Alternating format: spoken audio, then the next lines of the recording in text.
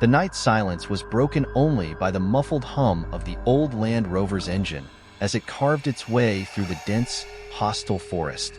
The foggy air enveloped the car's headlights as if trying to stop its progress, and the tall trees loomed ever closer, forming a corridor with their branches that resembled bony hands. It seemed that even time had stopped here. No bird calls, no rustling of animals, only lifeless silence and the faint hum of the engine.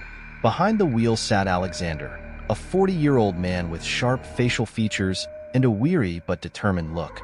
His path led to a place he had long tried to forget. That evening when he received the mysterious call, everything he had promised himself crumbled. "You must go there," whispered the voice on the phone, and from that moment, he knew he had no choice. This was not just any forest. The Black Forest, as the locals called it, had been known for centuries as a place where people entered but rarely returned.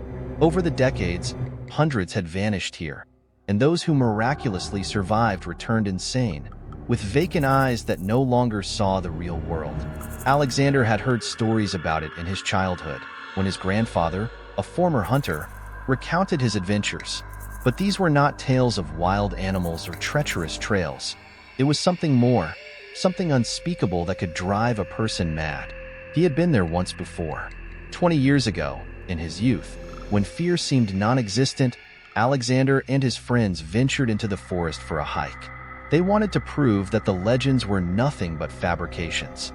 But that night, something happened. Something none of them could speak of afterward. They returned, but all four were forever changed. One of them hanged himself a few months later, another ended up in a psychiatric hospital, and the third simply disappeared, as if he had vanished into thin air. Only Alexander remained, though he never went back. Part 1. Return to the forest. The road grew increasingly worse. Mud and wet branches crunched under the wheels, and the headlights struggled to pierce the thick fog that swirled around like a living entity. Alexander switched on the high beams, but it didn't help. Ahead were only the shadows of ancient trees bowing under their weight. He pulled the car over to the side, turned off the engine, and stepped out. The only sound was his heavy breathing. The wind was still, and there was no noise to remind him of life in this forest. Only emptiness. "Are you ready?" Alexander asked himself, staring into the darkness ahead. He knew this wasn't just a random journey.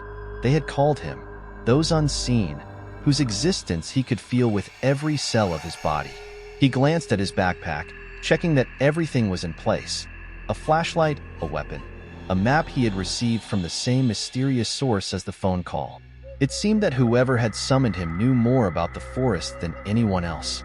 The map pointed to the heart of the Black Forest, to a place that, according to legends, held more than just trees and thickets. He grabbed the flashlight and moved forward.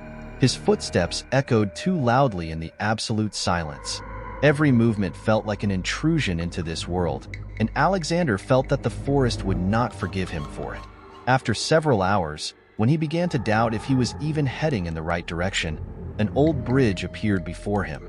It was wooden and looked like it could collapse at any moment. It was held up only by thin ropes that swayed gently, though there was no wind. Beneath the bridge flowed a river, dark as the night sky and not reflecting any light from his flashlight. Alexander hesitated only for a moment. He had to keep going. He took the first step, and the bridge creaked slightly. Another step, the creak grew louder, but the bridge held. He walked slowly, carefully, trying not to look down. It felt like the river beneath was bottomless, like an abyss, but he had to reach the other side. As he stepped onto solid ground, something changed behind him. The bridge, which had been there just moments before, vanished as if it had never existed. Alexander turned, but all he saw was thick fog and brush. "It's begun," he thought. Alexander continued deeper into the forest, trying to ignore the growing sense of danger. The forest had changed. If at first it was just dark trees, now he felt something alive around him. Shadows among the trees began to move, though it seemed like it was just his imagination. Occasionally, he heard the rustling of branches and heavy footsteps that couldn't belong to any animal he knew. He quickly realized that nothing here was natural. This place was dead, yet alive in its horrifying sense. And the deeper he went, the more he felt that the forest was watching him, tracking his every move. The shadows drew closer, increasing with every step. Alexander stopped and listened. His heart was pounding fast, but his trained ears caught something else, a faint whisper.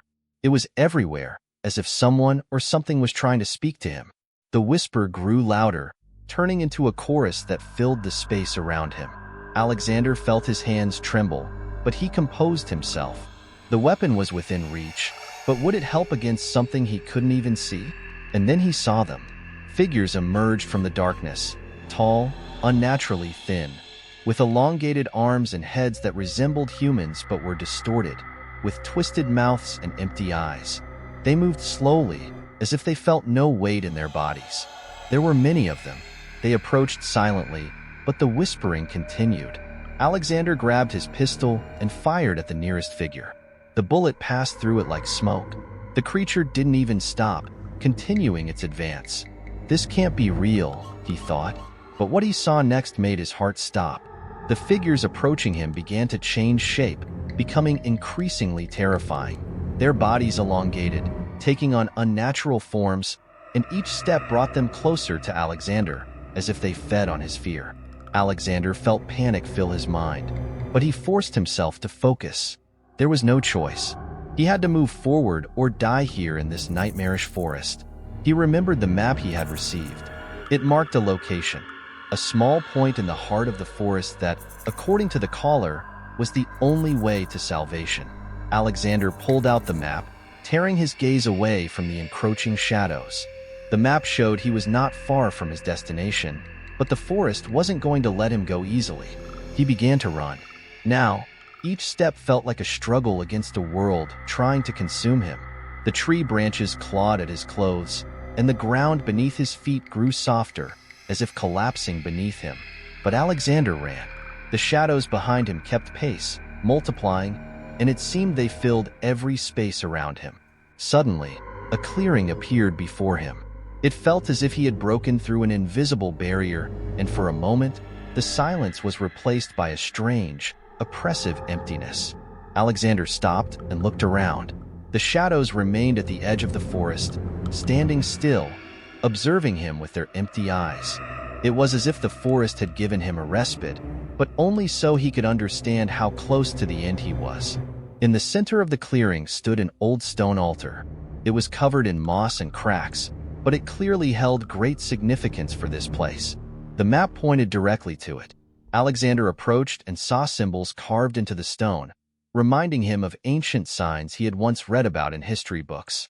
He placed his hands on the cold stone, and at that moment, he felt the surrounding world change. The darkness of the forest seemed to pull back, and the air became thick and heavy. From behind the altar, something appeared. Something he couldn't see, but he could feel. An ancient, powerful presence. "You've come, as we expected," said a voice that seemed to rise from the earth itself. Alexander looked around but saw no one. However, he knew that it wasn't a living being speaking, but something more. Something that had existed here for ages and controlled everything in this forest. "What do you want?" Alexander asked, trying to hide the fear in his voice. "That which doesn't belong to you but was stolen. That which can destroy us in this world," the voice replied. Alexander realized this was no ordinary forest. This place was alive, and it had been waiting for him, for someone who was meant to correct an ancient wrong. But what he was supposed to do remained a mystery. Suddenly, something emerged from the shadows, something unlike any creature he had ever seen. It was a tall, gaunt figure resembling a human, but with twisted, almost demonic features. Its eyes glowed red, and its movements were fluid as if it glided over the ground. "You took it many years ago," said the figure, extending a hand toward Alexander. "Return it, and you may leave. Refuse, and you will remain here forever." Alexander didn't understand what he was supposed to return. His mind wrestled with panic. But suddenly, a memory of that fateful day when he and his friends had been in the forest 20 years ago surfaced. They had found something, an old artifact resembling a stone with engraved symbols. At the time, they hadn't thought much of it, but it had changed their lives forever. "Is that it?" Alexander asked, looking at the figure. Yes, the voice answered. Return it, and you will be free.